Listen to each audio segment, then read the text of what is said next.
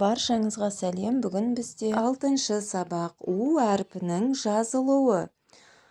Алғашқы 21-ші жаттығу мәтінді таңда. Жануарлардың мерекелік киімдерін дайындау қызықты жұмыс. Тауық, тауыс, сілеусін сияқты. Аңдар мен құстарды бейнелеу үшін олардың өзіне тән киім үлгілерін әзірлеу керек. Мұндай мерекелік киімдер рөлдік ойынды қызықты етіп көрсетеді. Енді жалпы мәтін не туралы екен? Сен өз қолыңмен осындай киімдер әзірлеп көрдің бе деген сұрақ қойылыпты, осы мәтінге байланысты. Яғни мәтін жануарлардың мерекелік киімдерін дайындау туралы екен, аңдар, құстарды бейнелеу үшін.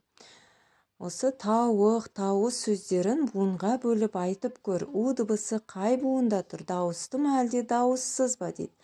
Та-оқ деп екі буынға бөлеміз, Та-ос деп бөлеміз. Бұл жерде екеуінде де у дыбысы екінші буында тұр екен, дауыссыз болады. Себебі одан кейінгі дыбыс дауысты болып тұр. Енді тауық сөзіндегі әріптерді пайдаланып бірнеше сөз жаса. Құрамындағы дауысты у дыбысы бар сөздерді бір бағанға, дауыссыз у дыбысы бар сөздерді екінші бағанға топтап жаз дейді. Тауық сөзіндегі әріптерді пайдаланып ту, қу деп жазамыз. Бұл жердегі у дыбысы дауысты. Себебі алдындағы т дауыссыз дыбыс, Қу дегендегі алдындағы қ дауыссыз дыбыс. Енді тау деген сөз. Тау дегенде у дыбысы дауыссыз болады. Себебі оның алдындағы а дыбысы дауысты. Уық. Бұл жерде де дауыссыз болады. Себебі одан кейінгі дыбыс дауысты болып тұр.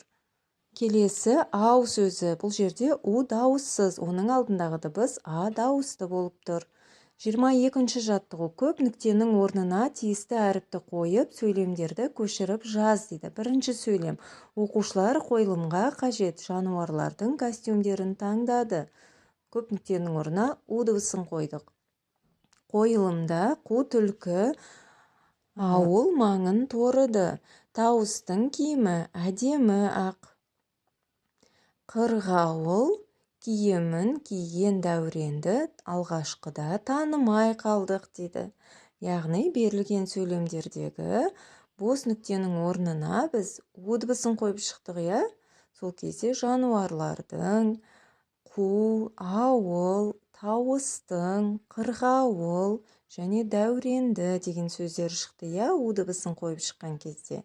Осы сөйлемдерді қатесіз дәптеріңе көшіріп жазып ала ғой. Келесі бізде 23-ші жаттығу. Көбелек киімін киген алуаның қанатындағы сөздерге назар аудар. Осындағы ұқсастықтар мен айырмашылықты тап дейді. Яғни мына көбелектің қанатында жазылған сөздерді оқып көрейік. Жылы, екінші жағында жылу деп тұр. Бекі, беку дейді. Тасы, тасу дейді. Яғни осы сөздерде бірінші қанатында жылы, бекі, тасы деп тұр. Сол сөздердің соңына у дыбысын жалғайтын болсақ, жылу, беку, тасу деген сөздер шығады екен, Яғни осы берілген сөздердің бірінші қанатындағы сөздерге біз у дыбысын жалғай отырып, екінші қанатындағы сөздерді таптық, Енді осыған байланысты мына ережені түсініп есте сақтап алайық. Дыбыстарына аяқталған сөздерге у дыбысы қосылса, дыбыстары түсіп қалады. Мысалы, оқы, оқу деген сөз шығады, уды жалғасақ. Торы, тору деген сөз шығады екен. Яғни оның деген дыбыстары түсіп қалды да, у дыбысы келді орнына. 24-ші жаттығу. Суреттегі құстарды ата, оларды қандай белгілеріне қарап таныдың дейді.